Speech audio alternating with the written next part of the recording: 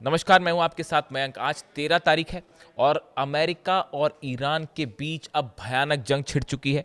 ऐसी जंग जिसकी चपेट में अब पूरा अरब है और इस समय 5 अरब देश ऐसे हैं जिन पर ईरान की तरफ से सीधे हमले हो रहे हैं। पहले हम अमेरिका के हमलों की बात करेंगे। अमेरिका की तरफ से हॉर्मूज के आसपास जितने आइलैंड्स हैं, केशम आइलैंड्स हो, अबू मूसा आइलैंड है, बंदर अब्बास, सब जगह जो है वो ईरान के मिसाइल लॉन्चर्स और रडार्स को निशाना बनाकर हमले किए गए हैं। ईरान के 12 शहरों में धमाके की खबरें आ रही हैं, अलग अलग जगह हमले किए गए हैं। केशम आइलैंड पे देखिए, जितने सबसे बड़ा ऑयल रिजर्व अगर ईरान का कहीं है तो वो केशम आइलैंड पर है। यहाँ पर डिफेंस सिस्टम्स भी लगे हुए हैं। केशम आइलैंड सबसे बड़ा निशाना है अमेरिका का। इसके अलावा बंदर अब्बास में हमले हैं, कमरान में हमले हैं, यज़्द में हमले हैं और इसके साथ ही बुशर में भी धमाके की खबरें आ रही हैं। लगातार ईरान के परमाणु सेंटर्स के आसपास जो हैं वो धमाके हो रहे हैं। इस तरह की खबरें हैं। परमाणु सेंटर्स पर धमाकों को लेकर हम अलग से बात करेंगे, लेकिन अमेरिका के इन हमलों का करारा जवाब देना शुरू कर दिया है ईरान ने। 5 अरब देश ऐसे हैं जिन पर नए हमले हुए हैं, ताज़ा हमले हुए हैं और बड़ा नुकसान की खबर आ रही है अमेरिका को। सबसे बड़ी खबर है कुवैत से। बताया ये जा रहा है कुवैत में ईरान के बड़े हमले में कई अमेरिकी सैनिकों की मौत हो गई है। इस तरह का दावा ईरान की तरफ से किया जा रहा है। कई एजेंसीज जो हैं इस तरह की बात कर रही हैं। अब कुवैत पर यह हमला बेहद अहम क्यों है, यह समझने की जरूरत है। Iran Islamic Revolutionary Guard corps claims it has struck a major blow to US military power in Gulf, asserting that a precision drone strike successfully destroyed advanced American HIMARS launch platform stationed in Kuwait. Kuwait में America का missile launch base और ख़ास तौर पर जो rockets होते हैं, HIMARS जो रॉकेट्स लॉन्च पैड था, इसको सीधा हिट किया गया है ड्रोन से भी और मिसाइल से भी। और बताया जा रहा है कि यहाँ पर कई अमेरिकी सैनिकों की मौत हो गई है और कई अमेरिकी सैनिक घायल है। यानी आप सरल शब्दों में समझे, कुवैत का वो बेस जहाँ से अमेरिका मिसाइल लॉन्च कर रहा था, रॉकेट लॉन्च कर रहा था, उसको सीधा हिट कर दिया है ईरान ने। इसके अलावा देखिए, दूसरा सबसे बड़ा हमला जो ईरान की तरफ से किया गया है वो बहरीन में किया गया है और बहरीन में भी शेख ईसा एयरबेस जो है उस पर सीधा मिसाइल्स हिट हुई है। अमेरिका के 5वें बेड़े के हेडक्वार्टर पर फिर मिसाइल्स दागी गई हैं।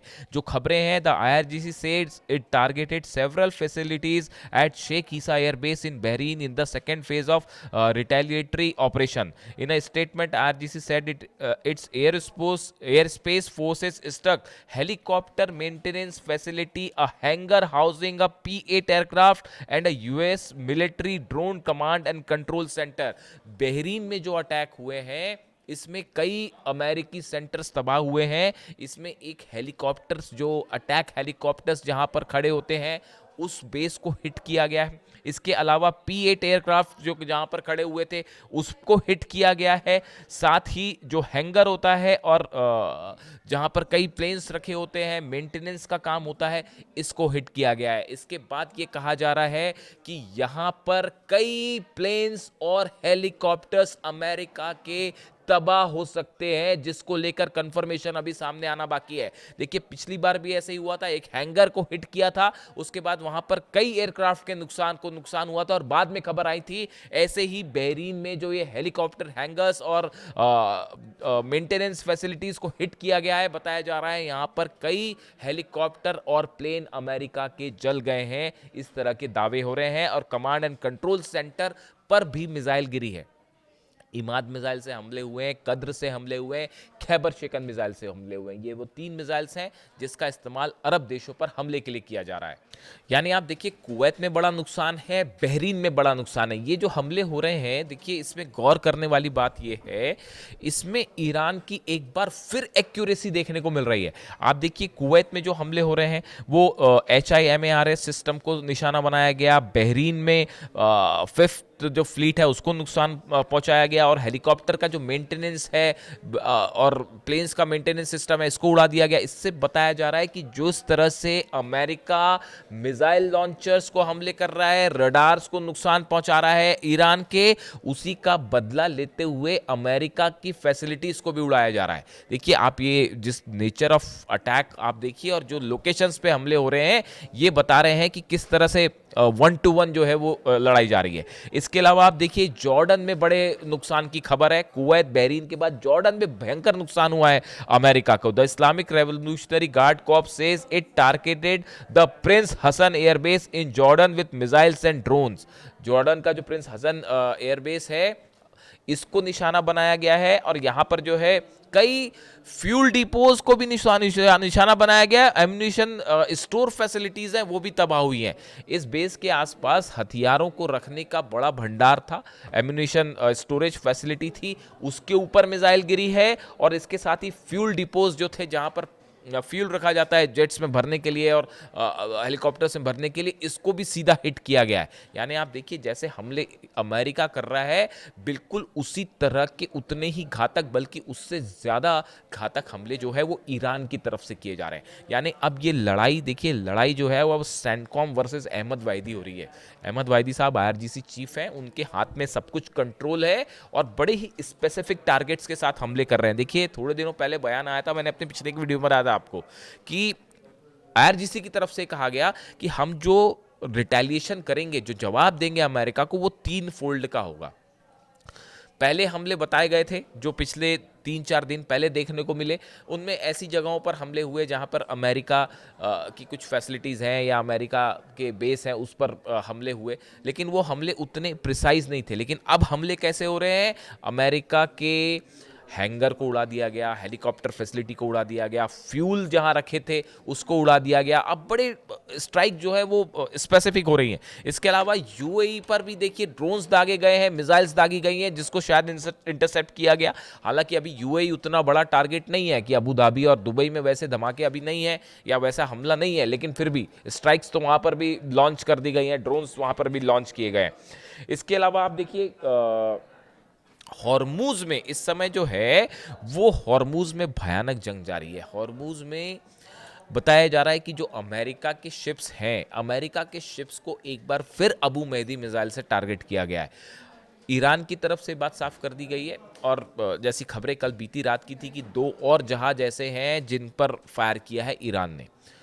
यानी ये साइप्रस के जहाज को जलाने के बाद जो खबरें थी बीती रात को 2 जहाज़ों को और टारगेट किया है ईरान ने, और IRGC की तरफ से बात साफ कर दी गई कि अब हॉर्मूज पूरी तरह से बंद है, यानी हॉर्मूज से अब कोई जहाज़ नहीं निकल पाएगा। ऐसी सूरत में अमेरिका की वॉरशिप्स खड़े हुए हैं। इस तरह की भी खबरें हैं कि अमेरिका ने अपने शिप्स को पीछे खींचना शुरू कर दिया है, इस लिहाज से कि वो सीधा सीधा ईरान की मिसाइल रेंज में ना आए। खास तौर पर अब्राहम लिंकन को लेकर मूवमेंट की खबर है। वो ओमान के पास था, ईरान के काफ़ी करीब पहुंच गया था, सिर्फ 150 मील की दूरी पर था, उसको थोड़ा सा पीछे खींचा गया है इस लिहाज से कि अमेरिका की ईरान की कोई मिसाइल ने अगर सीधा हिट कर दिया अब्राहम लिंकन को तो मुश्किल हो जाएगी, तो उसको मैनेज करने की कोशिश की जा रही है।